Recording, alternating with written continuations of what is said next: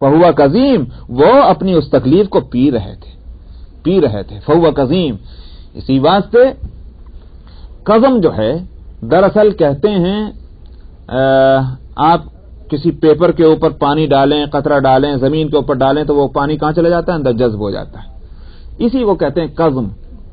اسی واسطے حدیث میں آتا ہے کہ اللہ سبحانہ و تعالی کو پینے والے جتنے گھونٹ ہو سکتے ہیں ان میں 2 گھونٹ بہت پسند ہیں، ایک تو تکلیف کا پینا صبر کر کے، اور ایک غصے کو پینا غصے کی حالت میں، یہ اللہ کو 2 گھونٹ بڑے پسند ہیں بندے کے۔ تو یہاں قزیم یہاں بھی لفظ آیا، اور اسی طرح قرآن شریف میں دوسرے کا والکاظمین الغیظ والعافین عن الناس، غصے کو پینے والے اور لوگوں کو معاف کر دینے والے۔ تو قزم جو ہے یہ پینا تکلیف کا بھی ہوتا ہے صبر کے ساتھ، اور پینا غصے کا بھی ہوتا ہے معاف کر دینے کے ساتھ، دونوں جگہ یہ لفظ قزم آیا ہے۔ تو یہاں ہے فہو قزیم، وہ اپنے تکلیف کو تو پی رہے تھے صبر کر کے، مگر پھر بھی بہرحال صبر کے یہ معنی نہیں کہ تکلیف کا احساس ہی نہ رہے۔ صبر کے معنی یہ ہیں کہ اس پر چیخ پکار اور شور غوغا اور کہتے سننے پھرنا یہ نہ ہو۔ اسی واسطے حدیث میں آتا ہے من بص ما صبر، جس نے اپنی تکلیف کو لوگوں میں جا جا کر بیان کرنا شروع کیا اس نے صبر نہ کیا۔ تو صبر کے معنی کیا ہیں؟ صبر کے اندر اول تو یہ کہ صبر وہی ہے کہ جو شروع ہی میں کیا جائے، ورنہ وقت گزرنے کے ساتھ تو آ ہی جاتا ہے صبر، وقت سب سے بڑا صبر دلانے والا ہے۔ تو صبر وہی ہے کہ جیسے ہی غم ہو تکلیف ہو اسی وقت سے صبر شروع کیا جائے، اور صبر کے یہ معنی نہیں کہ تکلیف کا احساس ہی ختم کر دیا جائے، بلکہ تکلیف کا احساس رہے مگر یہ کہ اسے برداشت کرنے کی، اور یہ سمجھ کر کہ یہ اللہ کا فیصلہ ہے، میرے اللہ کا فیصلہ ہے، بس اس کو برداشت کرنے کا کوشش کرنا، اس کا نام صبر ہے، نہ یہ کہ چیخ و پکار کرے۔ قالوا تاللہ تفتأ تذکر یوسف حتی تکون حردا او تکون من الہالکین۔ بیٹوں نے جب دیکھا کہ ابا جان منہ پھیر کے پھر رو رہے ہیں اور پھر یوسف کو یاد کرنے لگے، تو کہنے لگے قسم اللہ کی آپ تو یوسف کو یاد ہی کرتے رہیں گے یہاں تک کہ آپ یا تو بالکل ہلکان ہو جائیں یا ہلاک ہو جائیں۔ تو اب آخر کوئی حد ہوتی ہے غم کرنے کی بھی، سال 2 سال 3 سال 4 سال 40 سال گزر گئے ہیں، لیکن آپ ہیں کہ یوسف کو یاد ہی کیے چلے جا رہے ہیں، کب تک آخر؟ او تکون من الحالکین۔ قال انما اشکو بثی وحزنی الی اللہ واعلم من اللہ ما لا تعلمون۔ حضرت یعقوب علیہ السلام نے فرمایا ارے بھائی تم کیوں میرے اوپر اعتراض کر رہے، مجھے چھوڑو تم میرے حال پر، میں تو اپنا شکوہ جو کچھ اپنی حالت کا کر رہا ہوں اور اپنے غم کا وہ اللہ سے کر رہا ہوں، مجھے میرے اللہ کے حوالے کرو، میرے حال پہ چھوڑو۔ کیوں؟ وَأَعْلَمُ مِنَ اللَّهِ مَا لَا تَعْلَمُونَ، ویسے بھی اللہ کے بارے میں تم اتنا نہیں جانتے جتنا میں جانتا ہوں، مجھے پتا ہے، اس واسطے جو کچھ مجھے کہنا ہے اپنے اللہ سے کہہ لینے دو، تم مجھے مت روکو اس بات سے۔ معلوم ہوا کہ یہ بات بھی بے صبری کی نہیں ہے کہ اللہ کے سامنے کسی غم اور کسی تکلیف پہ ویسے ہاتھ پھیلا کر رونا گڑ گڑانا اللہ سے مانگنا یہ بے صبری نہیں۔ ہاں اللہ کے علاوہ دوسروں سے کہنا یہ بے صبری ہے، لیکن اللہ سے رونا گڑ گڑانا یہ صبر کے خلاف نہیں۔ تو اس لیے کہا کہ تم نہیں جانتے، میں جو کچھ کہہ رہا ہوں میں اپنے اللہ سے کہہ رہا ہوں، اور اللہ کے بارے میں تمہیں کو پتہ نہیں ہے جتنا میں جانتا ہوں۔ اسی واسطے ہمارے یہاں ایک بزرگ تھے جن کے بارے میں نے آپ کو پہلے بھی سنایا تھا کہ جہاں ذرا انہیں بخار ہوا خوب چیخ پکار کیا کرتے تھے، ذرا سی تکلیف ہوئی بہت شور مچاتے، انہوں نے کہا کہ آپ صبر کرتے ہی نہیں، اتنی تکلیف تو نہیں ہے کہ جتنا شور کر رہے ہیں۔ تو انہوں نے کہا کہ ہاں تو تم یوں چاہتے ہو کہ میں اللہ میاں سے یوں کہوں کہ ہاں اللہ میاں میں بڑا بہادر ہوں، میں تکلیفوں کا مقابلہ کرتا ہوں، میں بہت کمزور ہوں، مجھ سے اللہ کی تکلیفیں برداشت نہیں ہوتی، مجھے یہی کہہ لینے دو اللہ سے۔ تو یہ بات جو ہے اپنے اللہ سے شکایت کرنا، شکایت تو اس لفظ میں نہیں جو ہمارے یہاں اردو میں کہا جاتا ہے، مطلب یہ کہ اللہ سے اپنے غم کا اظہار کرنا، اپنی تکلیف کا اظہار کرنا یہ بے صبری نہیں ہے، بلکہ یہ تو عین بندگی ہے کہ تاکہ اپنی کمزوری کا اظہار اللہ کے سامنے ہو جائے۔ یا بنی یذهبوا فتحسسوا من یوسف واخیہ ولا تیأسوا من روح اللہ۔ اس کے بعد انہوں نے فرمایا اے میرے بیٹو جاؤ، اذهبوا فتحسسوا من یوسف واخیہ، تم تلاش کرو، کوئی اس کو پتہ لگاؤ یوسف کا بھی اور بھائی کا بھی، वला तयअसू मिन रौहिल्लाह, और अल्लाह की रहमतों से मायूस न हो। इन्नहु ला ययअसु मिन रौहिल्लाह इल्ला अलकौमुल काफिरून, अल्लाह की रहमतों से तो कौम काफिर जो है वही मायूस होते हैं। अल्लाह की रहमतों से आखिर वक्त तक भी मायूस नहीं होना चाहिए। तो कोशिश करो, जाओ तलाश करो। यहां मुफस्सिरीन कहते हैं कि अब कह रहे हैं हज़रत याकूब अलैहिस्सलाम, पहले क्यों नहीं कहा? 40 साल गुजरे हैं यूसुफ को रुखसत हुए, जब दूसरा बेटा भी गंवा दिया, अब कह रहे हैं जाओ तलाश करने के वास्ते, पहले नहीं कहा था। हालांकि जो इम्कान यहां है कि इस वक्त मौजूद है, वही इम्कान तो पहले भी था। यूसुफ अभी मरे नहीं, फौत नहीं हुए, उस वक्त क्यों नहीं कहा? उलमा कहते हैं कि इसलिए कि दरअसल ये सारा जो कुछ हो रहा है ये अल्लाह के हिकमत से हो रहा है, ये अल्लाह के हिकमत से हो रहा है। अल्लाह सुब्हानहू व तआला ने दिल में पहले इस बात को आने ही नहीं दिया याकूब अलैहिस्सलातु वस्सलाम के तलाश कराया जाए। खूब समझिए इस बात को, ये एक महज बच्चों का खेल नहीं है, इसको मैं बताना चाह रहा हूं। हालांकि बात बड़ी मामूली है। यूसुफ अलैहिस्सलाम को जब जाकर उन्होंने ये आकर इत्तला दी कि कुएं में डाल दिया। मैं अर्ज कर रहा हूं कि याकूब अलैहिस्सलातु वस्सलाम समझ रहे हैं कि कुएं में नहीं डाला, वो उसको भेड़िए ने खा लिया, तो समझ रहे हैं कि भेड़िए ने नहीं खाया। समझ आई नहीं बात? याद है नहीं? मगर याकूब अलैहिस्सलाम ने उस वक्त यूं नहीं फरमाया जाओ तलाश करो, समझ आई? लेकिन अब कह रहे हैं कि जाओ तलाश करो, यूसुफ को भी तलाश करो, उसके भाई को भी तलाश करो। 40 साल गुजरने के बाद कह रहे हैं उस वक्त क्यों नहीं कहा?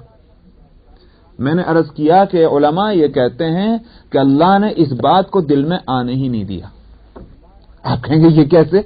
अरे सुभान अल्लाह, दिल में ख्यालात आते हैं, ये बातें तो वो हैं कि हर आदमी के दिल में आ सकती। तलाश करने के लिए कहना कौन सी बड़ी बात थी? आई बात समझ में नहीं? तलाश करने के लिए क्या हर्ज था? अब भी अगर कह रहे हैं तो पहले क्यों नहीं कह दिया? अब भी यकीन नहीं है, उम्मीद ही है, पहले भी उम्मीद ही हो सकती थी, पहले क्यों नहीं कहा? तो मैंने अर्ज किया कि ये अल्लाह की तरफ से है। अल्लाह के मामलात जो हैं उसको हम लोग नहीं समझते। हम कहा करते हैं दुनिया में, अजी इत्तेफाक से ये हो गया, इत्तेफाक से ये हो गया, इत्तेफाक से ये हो गया। हमने अल्लाह सुब्हानहू व तआला के नजदीक कोई चीज इत्तेफाक नहीं है।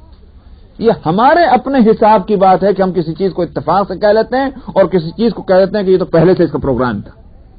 ये हमारे अपने एतबार से, मगर अल्लाह के एतबार से कोई चीज इत्तेफाक से नहीं। पहले से जो प्लान बने हुए हैं अल्लाह के यहां, उसी के मुताबिक सारे काम होते हैं। तो आप ये समझ रहे हैं कि ये सारा नक्शा जो कुछ हो रहा है ये इत्तेफाक से हो रहा है? नहीं, बल्कि अल्लाह सुब्हानहू व तआला करा रहे हैं ये सब काम। अब देखिए, जिस चीज को अल्लाह दिल में जमाना चाहें तो वह ऐसी चमती है कि उस पर भी हैरान, इंसान और इंसानियत उस पर भी हैरान कैसे जम गई। और जब किसी चीज को हटाना चाहते हैं दिलों से तो इस तरह हटाते हैं कि वो भी समझ में नहीं आती कि हट कैसे गई। चुनांचे आप कुरान हकीम के ताल्लुक से देख लीजिए। कुरान पाक में 2 चीजें आ रही हैं खुद कुरान के ताल्लुक से। एक तो यह कि कुरान को हम जब चाहे भुलवा दें, ये कुरान की आयतों को, मा ननसख मिन आयतिन औ नुनसिहा नअति बिखैरिन मिनहा, हम किसी आयत को कुरान के कैंसिल नहीं करते या भुलवाते नहीं, मगर यह कि हम उस जैसी या उससे बेहतर कोई आयत लेकर आते हैं अपने हुक्म के एतबार से। मालूम हुआ कि भुलवाते हैं अल्लाह ताला। चुनांचे जब वो आयत गुजरी थी सूरह बकरा की, मैंने उस वक्त भी बताया था कि एक रिवायत आती है कि एक सहाबी कहते हैं नबी करीम सल्लल्लाहु अलैहि वसल्लम की खिदमत में हाजिर हुए और अर्ज़ किया, या रसूल अल्लाह, मैं नमाज में एक सूरत पढ़ा करता था, आज मैंने उस सूरत को पढ़ना चाहा, बहुत याद कर रहा हूं, याद नहीं आ रही। आपने फरमाया वो सूरत तुमको याद कहां से आएगी, वो तो उठा ली गई। तो अब देखिए, जो सूरा के बराबर पढ़ी जाती थी, याद थी, जुबान पर खूब चढ़ी हुई थी, अल्लाह ताला ने जब उसको भुलवाया तो भुलवा दिया, अब याद भी नहीं आ रही। अब ताज्जुब है कैसे भूल गए साहब, कुछ तो याद आए, एक लफ्ज तो याद आए, नहीं आ रहे।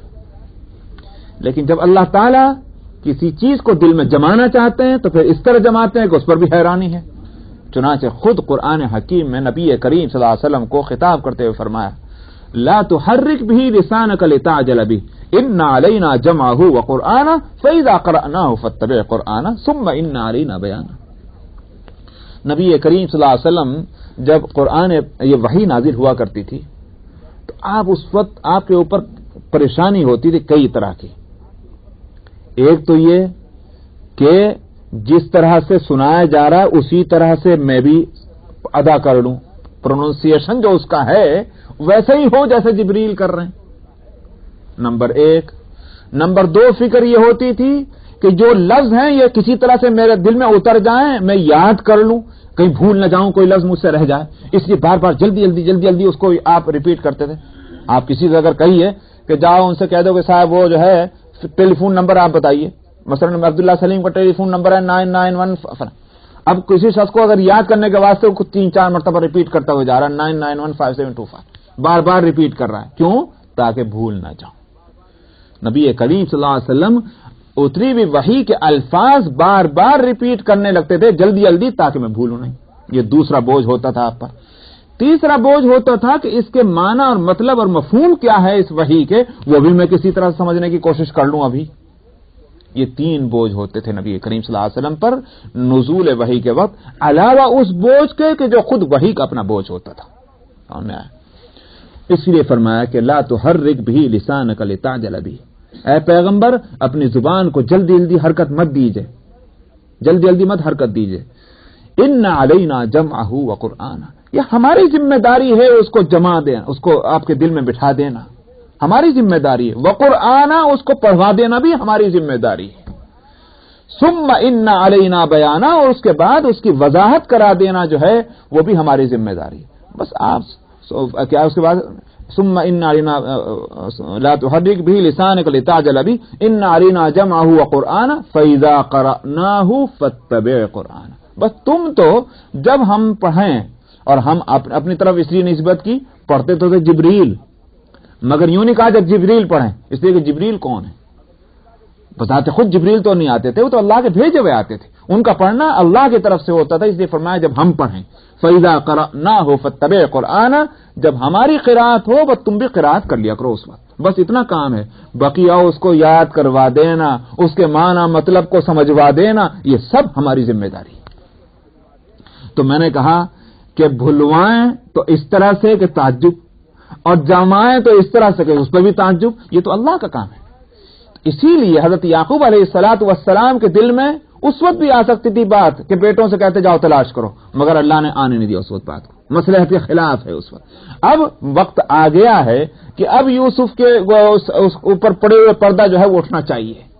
اب یعقوب علیہ السلام کے دل میں بات آئی اور کہہ رہے ہیں بیٹوں سے کہ یا بنی یذهبوا، جاؤ اے بیٹو اور تلاش کرو یوسف کو اور اس کے بھائی کو، ولا تیأسوا من روح اللہ، اور مایوس نہ ہو اللہ کی رحمتوں سے، انہ لا یأس من روح اللہ الا القوم الکافرون، اللہ کی رحمتوں سے مایوس ہونا یہ تو قوم کافر کا کام ہے۔ فلما دخلوا علیہ، معلوم ہوتا ہے کہ ابا جان نے یوں بھی فرما دیا ہوگا کہ مصر جاؤ تلاش کرنے کو، تو یہ خود متعین ہو رہی بات۔ بھائی مصر میں بنیامین کا ہونا تو معلوم ہے، اس لیے اگر بنیامین کو تلاش کرنا اس کے لیے بھیجنا تو ٹھیک ہے، وہ تلاشی کیا کرنا، وہ تو محل میں ہے، لیکن یوسف کی اور یوسف کا لفظ پہلے لا رہے ہیں، یوسف کو تلاش کرو، یوسف کی تلاش مصر میں کیوں ہو رہی ہے؟ معلوم ہوا کہ وہ ہے نا اللہ کی طرف سے سارا معاملہ، تو تلاش کرانا تو اصل یوسف کو ہے، بنیامین تو موجود ہے محل میں، لیکن تلاش کرانے کے لیے یوسف کو بھی بھیج رہے ہیں کہاں مصر میں۔ اس لیے فلما دخلوا علیہ، حکم کے مطابق یہ سب کے سب کہاں آئے؟ پھر آ گئے مصر، اور پھر وہیں بادشاہ کے دربار میں پہنچ گئے۔ وہاں پہنچ کر کے فلما دخلوا علیہ، جب بادشاہ مصر کے پاس پہنچے کہنے لگے اے عزیز، عزیز کون ہے؟ یوسف علیہ السلام، اس وقت چونکہ اس منصب پر ہیں جو بادشاہی منصب ہے تو بادشاہ کو وہاں عزیز کہا جاتا تھا، کہنے لگے اے عزیز، ہم کو اور ہمارے گھر والوں کو تکلیف نے آ پکڑا ہے، اور ضر ہم کو بھی ہمارے گھر والوں کو، مراد یہ ہے کہ اب کہنا یہ تھا کہ ہم تیسری مرتبہ آئے ہیں۔ ارے بھائی تم نے تو گھر ہی دیکھ لیا، ابھی کچھ دن پہلے آئے تھے غلہ لینے کے لیے، پہلی مرتبہ دے دیا، دوسری مرتبہ آ گئے، چلو دوسری مرتبہ کا آنا تو پہلے سے معلوم تھا، اب پھر ابھی فوراً آ لیے، ابھی گھر پہنچے ہوں گے، گھر سے پھر آ رہے ہیں، تو یہ کیا بات ہے کہ جب چاہتے ہیں غلہ مانگنے کے واسطے؟ اب یوں کہہ رہے ہیں، اس کے وجہ جواز بتلا رہے ہیں کیوں ہم جلدی سے آ گئے۔ فرمایا کہ مسنا واہلنا الضر، ہم کو اور ہمارے گھر والوں کو تکلیف نے آ پکڑا ہے، مطلب فقر و فاقے، مصیبتیں جو ہیں، پریشانی ہیں۔ وجئنا ببضاعۃ مزجاۃ، اجی اب تو یہ حالت ہو گئی کہ غلے کی قیمت بھی پوری نہیں ہے، پوری قیمت بھی نہیں ہم لا سکے، بضاعہ مزجات، بہت حقیر سی پونجی. بضاعہ پونجی وہ جو جمع کر کے کس طرح معلوم ہوتا ہے کہ سکہ نہیں تھا، کرنسی نہیں تھی، بلکہ گھر کے کچھ برتن، کچھ یہ ٹوٹے پھوٹی چیزیں، جو کچھ بھی کپڑے وغیرہ، کچھ اس طرح کی چیزیں اکٹھی کر کے اور وہ لے آئے کہ جس کو قیمت نہیں کہا جا سکتا. ببضاعۃ مزجات، مزجات حقیر سی چیز جس کو کاؤنٹ نہ کیا جا سکے، جس کو کوئی پوزیشن اور ویلیو نہ دی جا سکے. وجئنا ببضاعۃ مزجات فاوفی لنا الکیل وتصدق علینا، ہمارا تول جو ہے وہ پورا کر دیجئے. یعنی جس طرح سے ایک آدمی کو کہ اونٹ کے برابر دیتے تھے اور پہلے بھی ہم کو دیا، ویسے ہی اب کو بھی دے دیجئے. وتصدق علینا، اور ہمارے اوپر صدقہ کیجئے. مطلب کیا ہے؟ یہ اضافہ جو ہے یعنی کم قیمت میں زیادہ مال دینا. وتصدق علینا اس کو کہہ رہے ہیں. یعنی یہاں یہ میں اس لیے اس کو بڑی وضاحت سے کہہ رہا ہوں کہ یہاں بعض مفسرین ایک بحث کرتے ہیں کہ صدقہ جو ہے وہ انبیاء علیہ السلام کے لیے تو ہے نہیں. انبیاء علیہ السلام کے لیے نہیں ہے تو پھر یہ کیسے کہہ رہے ہیں کہ صدقہ دے دیجیے؟ اس لیے کہ نبی کریم صلی اللہ علیہ وسلم نے خود فرمایا تھا جب ایک چیز آپ کے سامنے لائی گئی تو آپ نے کھانے کی ارادہ کیا ہی تھا. آپ نے فرمایا کہ یہ کیسا ہے، صدقہ ہے یا ہدیہ ہے؟ جب کہا گیا کہ صدقہ ہے تو آپ نے اپنے سامنے سے ہٹوا دیا. فرمایا کہ لنا ہدیۃ ولکم صدقہ، ہمارے لیے جو ہے وہ ہدیہ ہے اور تمہارے واسطے، تم لوگوں کے واسطے صدقہ ہے. تم صدقہ لے سکتے ہو لیکن ہم نہیں، ہم سے مراد ہے انبیاء، یعنی انبیاء علیہ السلام کے لیے صدقہ درست نہیں. تو یہاں مفسرین کہتے ہیں کہ وتصدق علینا، یہ تو صدقہ مانگ رہے ہیں. اس لیے یہاں میں نے یہ کہا ہے کہ کم قیمت میں مال زیادہ دینا، اس کو یہ صدقہ بولنا ہے. اس کے معنی یہ ہے کہ صورتاً صدقہ ہے، حقیقتاً صدقہ نہیں. جیسے حدیث میں آتا ہے، صدقے کے عام معنی بتا رہا ہوں. حدیث میں یہ آتا ہے کہ ایک شخص اپنی بیوی کو پیار سے جو ایک لقمہ کھلائے اللہ کے واسطے، یہ بھی صدقہ ہے. تو کیا یہ حقیقی صدقہ ہو گیا؟ حقیقتاً صدقہ نہیں ہے یہ، لیکن اس کو صدقے کے میں شمار کر کے اس طرح سے گویا جو صدقے کا ثواب ہوگا وہ ثواب اس کو مل جائے گا، اگرچہ یہ حقیقتاً صدقہ نہیں. تو یہاں بھی صورت یہی ہے. وتصدق علینا کے معنی یہ نہیں ہے کہ حقیقتاً صدقہ ہم کو دے دیجئے، بلکہ یہ کہ قیمت قبول کر لیجئے. اگرچہ اتنی قیمت میں غلہ نہیں آتا مگر مہربانی کر کے اتنا غلہ دے دیجئے، آپ کو تو اختیار ہے. تو یہ عمل آپ کا جو ہوگا یہ ہمارے حق میں صدقہ ہوگا اور اس پر آپ کو اجر ملے گا. ان اللہ یجزی المتصدقین، اللہ تعالیٰ تو صدقہ دینے والوں کو جزا دیتے ہیں. بس یہ تک رکھیے، اس لیے ٹائم ہو گیا انشاءاللہ. باقی نمبر 237 سورہ یوسف آیت نمبر 89.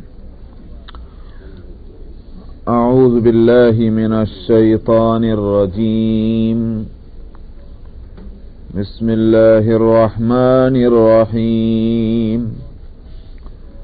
قال هل علمتم ما فعلتم بيوسف وأخيه إذ أنتم جاهلون.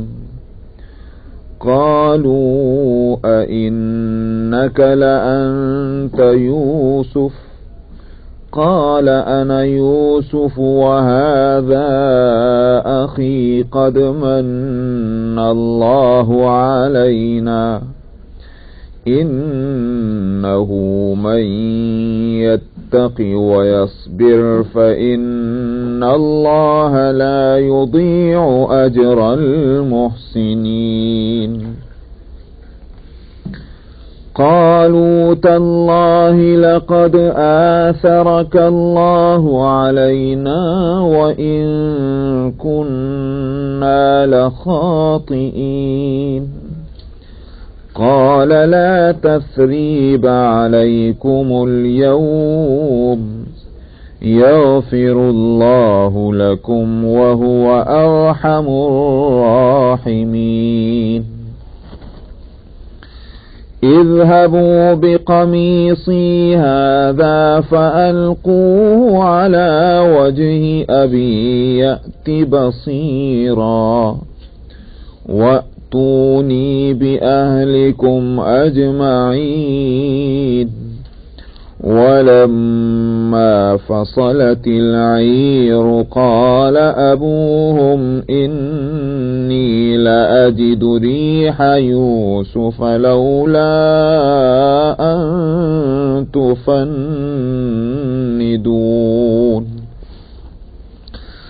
قالوا تالله إنك لفي ضلالك القديم فلما أن جاء البشير ألقاه على وجهه فارتد بصيرا قال ألم أقل لكم إني أعلم من الله ما لا تعلمون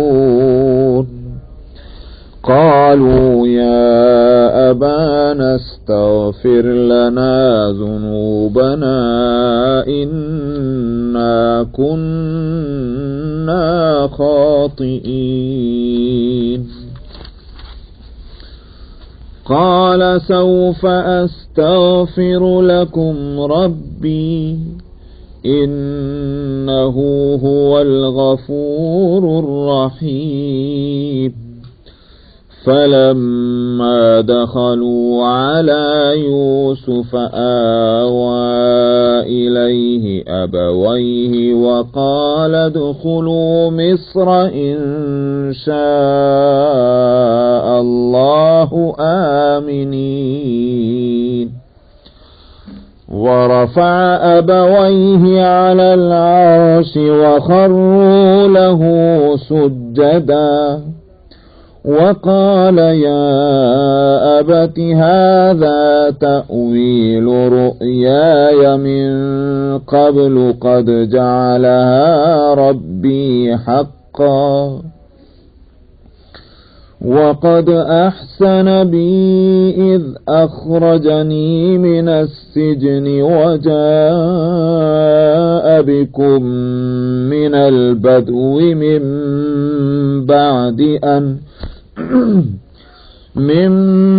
بعد أن نزغ الشيطان بيني وبين إخوتي إن ربي لطيف لما يشاء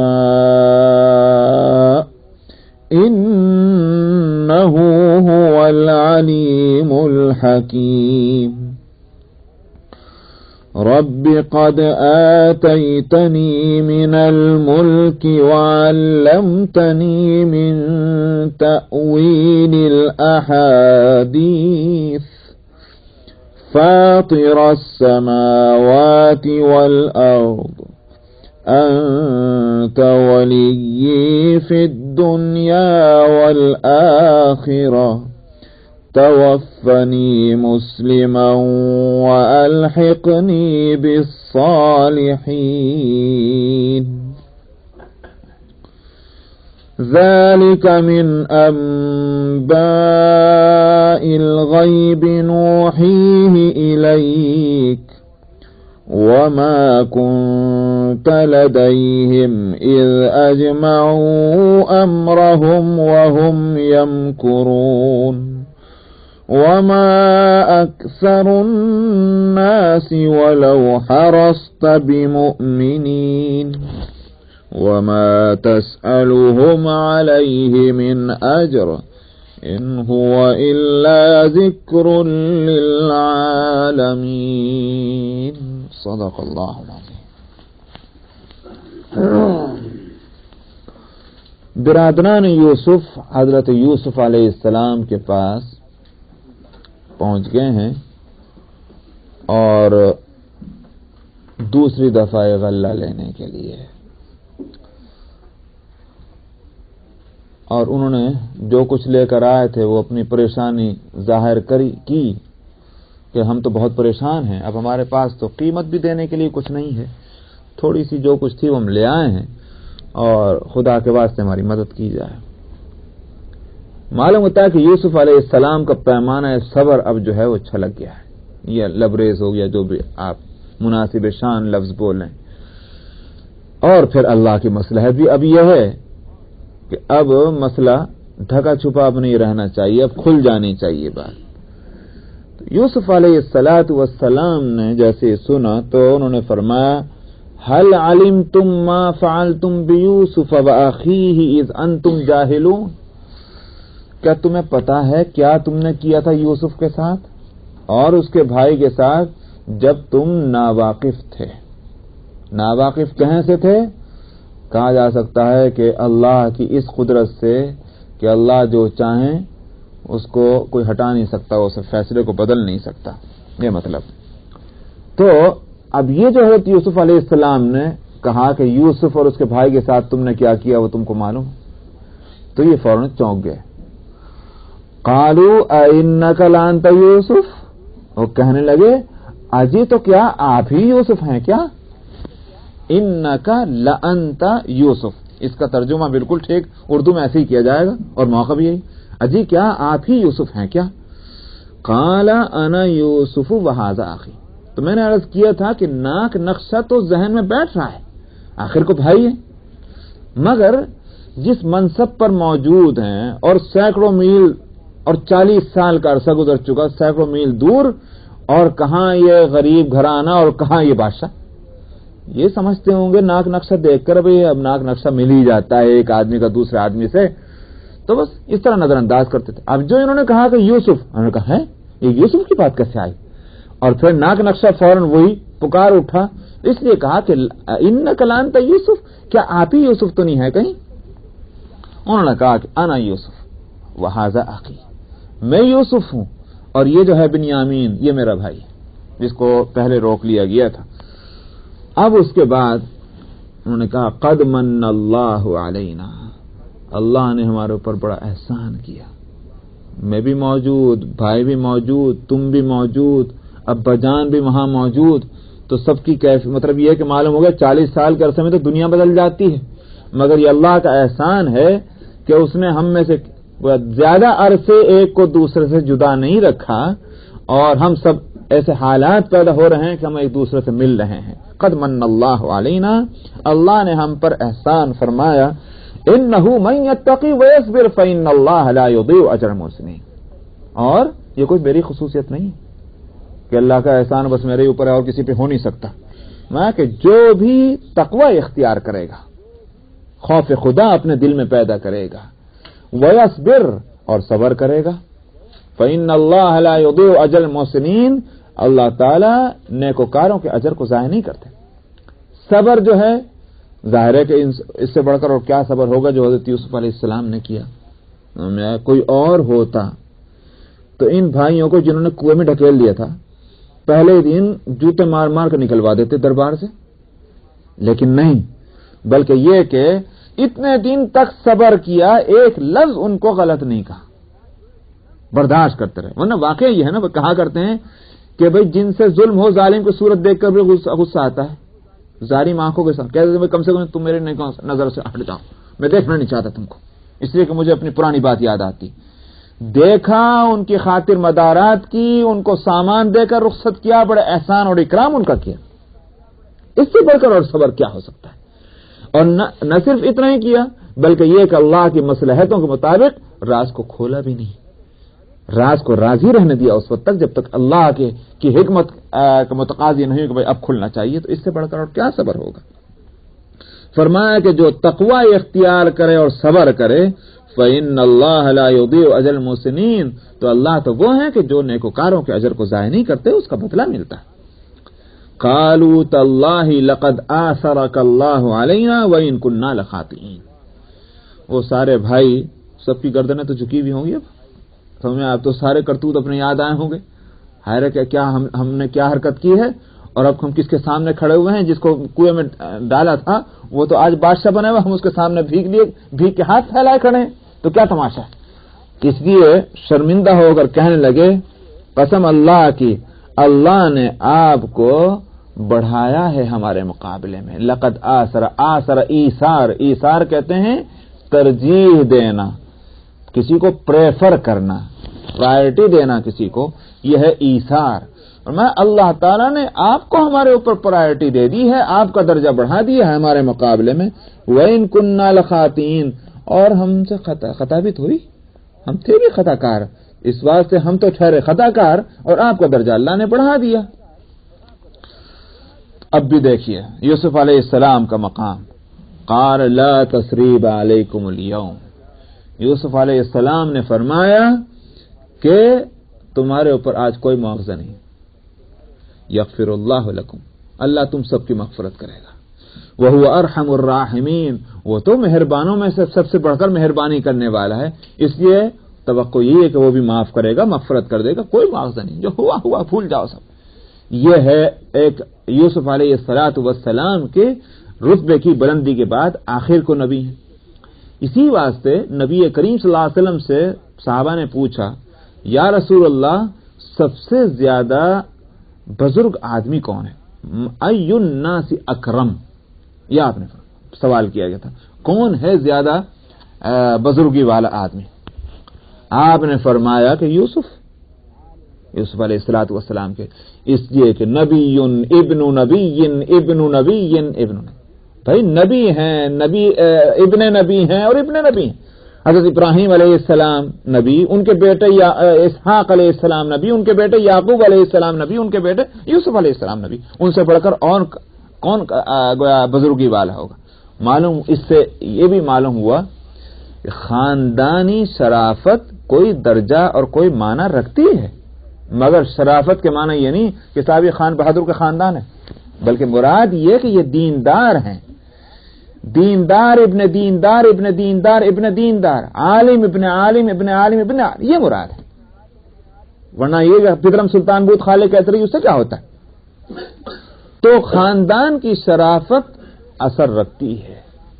آپ نے صحابہ نے عرض کیا کہ ہم یہ نہیں پوچھنا چاہ رہے، اور کیا پوچھنا چاہ رہے ہیں؟ تو خیر آخر یہ ہے کہ آپ نے فرمایا مراد یہ پوچھنا چاہتے ہو کہ تمہارے قبیلوں میں کون ہے عزت والا، یعنی مطلب یہ ہے کہ تمہاری ان برادریوں میں؟ صحابہ نے کہا ہاں یا رسول اللہ، ہم اسی بارے میں پوچھ رہے ہیں۔ آپ نے فرمایا کہ جو جاہلیت میں شریف ہے وہ اسلام میں بھی شریف ہے۔ یہ کہ اخلاق اور کردار جو ہیں یہ انسان کی طبیعت بناتی، تعلیم اس پر نکھارتی ہے۔ یعنی تھوڑا دیر کے ایسا سمجھیے جیسے برتن پر قلعی کرنا ہے، تو اگر صلاحیت نہیں ہے برتن کے اندر قلعی کو لینے کی، پہلے اس پر میل کچیل ہے، کہاں سے قلعی اس پر آئے گی؟ اگر میل کچیل نہیں صاف ہے، اب آپ اس پر کوئی قلعی کریں گے، کھٹ سے اس پر رنگ اس پر جو ہے وہ نکل ہو جائے گی۔ تو طبیعتوں میں اگر صفائی اور ستھرائی اور سلامتی ہے، تعلیم جو ہے وہ تھوڑی سی تعلیم بھی جلدی اثر کر جائے گی اور آدمی نکھر جائے گا۔ لیکن اگر طبیعت میں کھوٹ ہے، سلامتی نہیں ہے، تو تقریروں پہ تقریریں کیے جائیے، کلاسوں کی کلاسیں اس کو دیتے رہیے، لیکن اپنی جگہ وہ ٹس سے مس نہیں ہوگا، اس لیے کہ طبیعت میں کھوٹ ہے، کجی ہے، خرابی ہے۔ آخر آپ دیکھتے ہیں کہ نبی کے نبوت اور نبوی کمالات میں تو کوئی فرق نہیں ہے، لیکن ابو ہریرہ، عمر فاروق، ابو بکر صدیق اگر وہاں سے فیض پا رہے ہیں، ابو جہل کو کیا ہوا؟ سوائے اس ابو جہل کو یہ تو نہیں کہ سورج کی روشنی جو ہے ادھر زیادہ پڑ رہی تھی ادھر کم پڑ رہی تھی، جو چراغ نبوت کی روشنی تو سب پر یکساں تھی، فرق تھا تو صلاحیت کا تھا۔ آئینہ سامنے آ گیا تو پورے سورج کی روشنی اس میں اتر گئی، اور الٹا دوا سامنے رہے تو اس میں کہاں سے ہوگا؟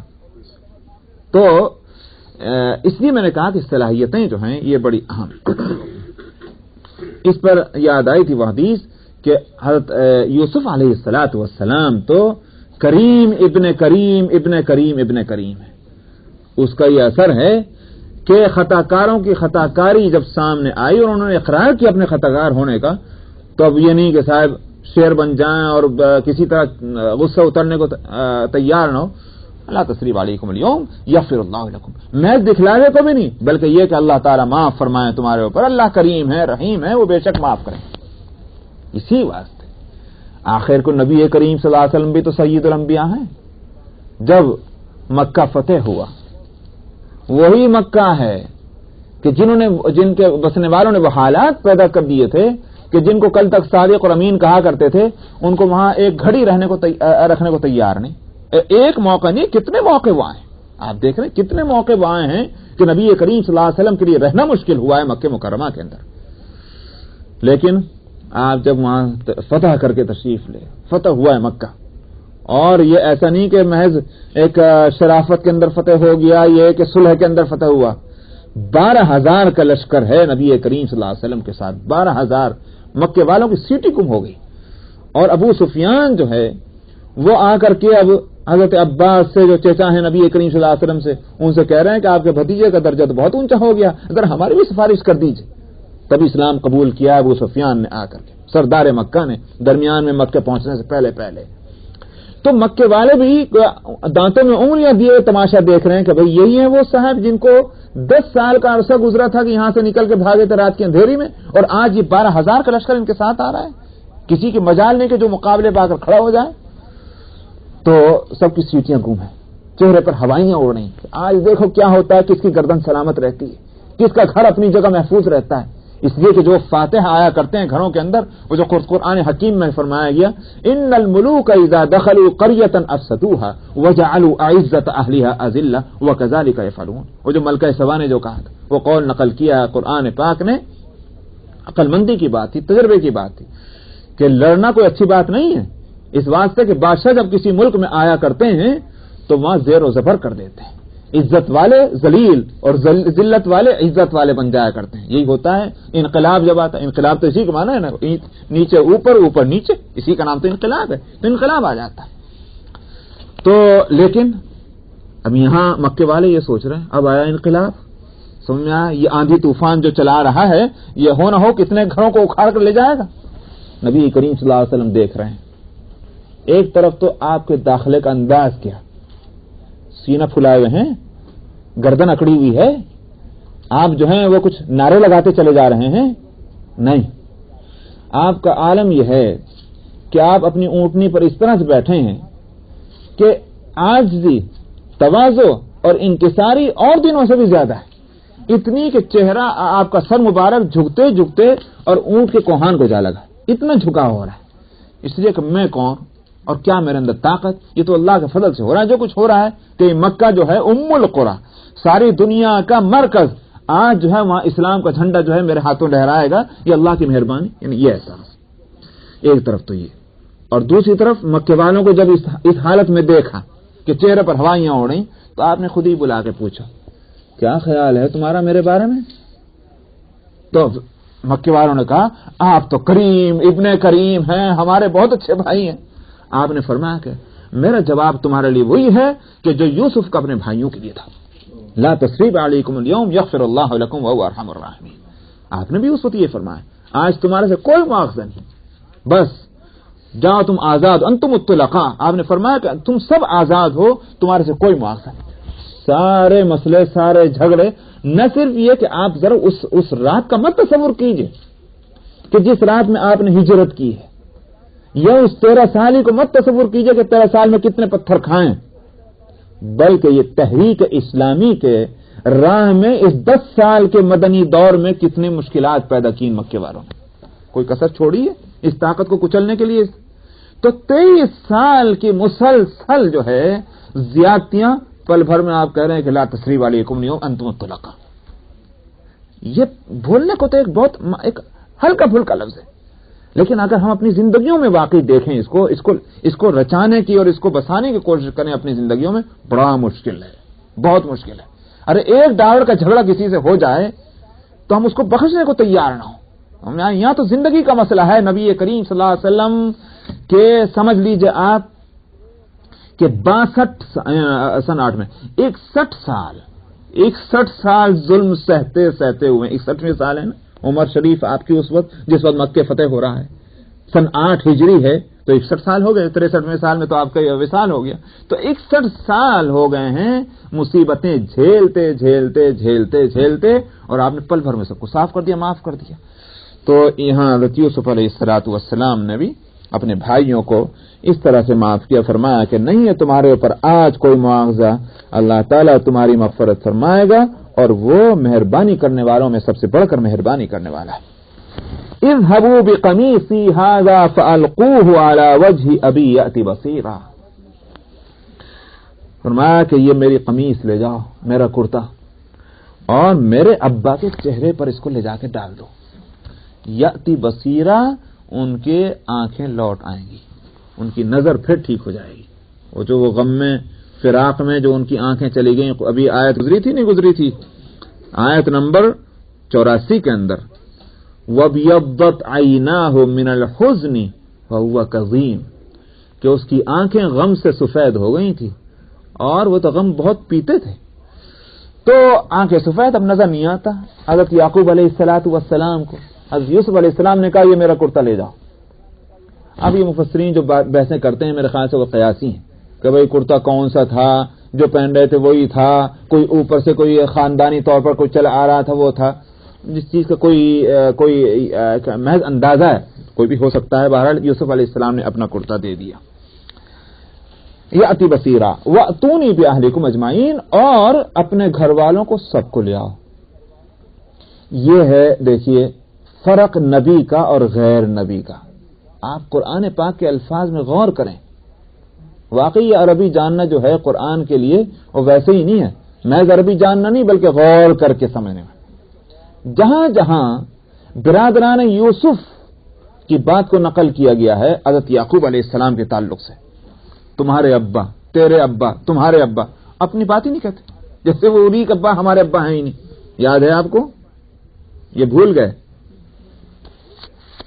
دیکھیے ابھی آیتیں گزر چکی تھیں، پھر میں کہیں سے لاتا ہوں، وہ جو تھا کہ وہاں جا کے کہنا، یہ دیکھیے آپ آیت نمبر 80 پڑھیے، آیت نمبر 81، آیت نمبر 81، ابھی جو اس سے پہلے کے پیج پر 236 پر، ارجعوا الی ابیکم فقولوا یا ابانا ان ابنک سرق۔ یہ آیت پڑھ لی نا؟ کیا کہا اس بڑے بھائی نے اپنے بھائیوں سے؟ جاؤ تم لوٹ جاؤ اپنے ابا کے پاس اور کہہ دینا ابا سے، ابا جان آپ کے بیٹے نے چوری کی۔ یہی ہوا نا؟ ایک انداز تو یہ ہے، اور دوسرا انداز یہاں حضرت یوسف علیہ السلام کا۔ یوسف علیہ السلام نے یوں نہیں کہا کہ جاؤ اپنے ابا کے پاس، وہاں کہ میرے ابا کے پاس۔ یہی ہے، آپ اس کو بہت معمولی بات نہ سمجھیں، یہ دراصل ایک اخلاق اور بد اخلاقی میں یہی تو فرق ہے۔ وہاں اخلاق ہے نبی کے اندر، تو اپنے ابا کو اپنے ابا کہہ رہے ہیں، وہاں بد اخلاقی ہے اس لیے کہ نبوت نہیں ہے ان کے پاس، نبوی کمال سے محروم ہے، تو جہاں ذرا سے کوئی بات ہی فوراً ابا کو دوسرا ابا کہہ دیا۔ یہ ہے ایک یوں کہ اخلاق و بد اخلاقی کا فرق۔ تو کہتے ہیں کہ اذهبوا بقمیصی ھذا فالقوه علی وجه ابی یاتی بصیرا واتونی باہلکم اجمعین، اور اپنے پورے خاندان کو، گھر والوں کو لے آؤ۔ اپنے گھر والے نہیں کہا اس لیے کہ ان کا گھر والا وہاں کہاں تھا، یہاں تو انہی کے گھر والے، ان کے بھائیوں کے، مطلب ان کی بیویاں، ان کے بچے جو بھی ہیں ان سب کو لے کر آ جاؤ۔ ولما فصلت العیر قال ابوہم انی لاجد ریح یوسف لولا ان تفندون۔ اب یہ قافلہ چلا کہاں؟ وہ فلسطین کی طرف، عیر فصل یفصل، جدا ہوا قافلہ یہاں سے، ابھی راستے ہی میں ہے، ابا جان وہاں سے بول رہے فلسطین میں، یعقوب علیہ السلام۔ قال ابوہم، ان کے ابا کہنے لگے، انی لاجد ریح یوسف لولا ان تفندون، اگر تم مجھے بہکاوا نہ کہہ دو تو مجھے یوسف کی خوشبو آ رہی۔ دیکھا، ابھی وہ مصر کے سرحد سے ہی نکلا ہے قافلہ، کرتا ان کے ساتھ میں ہے، اور وہاں یعقوب علیہ السلام کہہ رہے ہیں اپنے بیٹوں سے، اپنے گھر والوں سے، اور بیٹے تو یہاں ہیں اور جو گھر والے تھے، مجھے تم اگر بہکاوا نہ کہو، بہکاوا کا مطلب سٹھیا گیا بڈھا، عقل خراب ہو گئی، یہ ہے، اگر تم مجھے بہکاوا نہ کہو تو میں بتاؤں مجھے یوسف کی خوشبو آ رہی۔ قالوا تاللہ انک لفی ضلالک القدیم، وہ کہنے لگے گھر والے، اللہ کی قسم آپ تو اسی پرانے خیال میں، بس آپ کو تو یوسف یوسف یوسف وہی ایک رٹ ہے، بس اس کے سوا اور کچھ نہیں۔ انک لفی ضلالک القدیم، یہاں ضلال گمراہی کا ترجمہ نہیں کریں گے، نبی ہیں، اس طرح ضلال کا لفظ بہت عام ہے، اردو میں ترجمہ کرتے وقت اس کی رعایت کریں گے کہ بھئی یہاں کس موقع پر بولا جا رہا ہے۔ لفی ضلالک القدیم، آپ تو اسی پرانے ایک غلط خیال میں ہے، غلط خیال اس اعتبار سے بھئی اس کے لیے کوئی بیس نہیں۔ یہاں ایک سوال یہ ہو سکتا ہے کہ یوسف علیہ السلام کنویں میں تھے کب؟ ارے بھائی بھائیوں نے جب لا کے ڈالا تھا وہ کنواں کتنی دور تھا بھائی؟ 10 میل 20 میل 25 میل 50 میل اور کہاں ہوگا؟ اپنے ان کے کھیتوں کے اندر تھا، یعقوب علیہ الصلوۃ والسلام کے اپنی زمینوں میں، تو وہاں ان کو خوشبو نہیں آئی۔ اور مصر میں ہے یوسف علیہ السلام، اور مصر سے کرتا چلا، یوسف بھی نہیں چلے، ابھی کرتا ہی چلا، اور مصر کے بارڈر کراس کیا تو خوشبو آ گئی۔ بات یہ ہے کہ اس کو سمجھنا چاہیے کہ معجزہ اور کرامت کیا چیز ہے۔ معجزہ اور کرامت جو ہے، پہلی بات تو یہ ہے کہ معجزہ کہتے ہیں اس کو کہ وعلیکم السلام، جو وہ کام کہ جو ظاہری اور عادی اسباب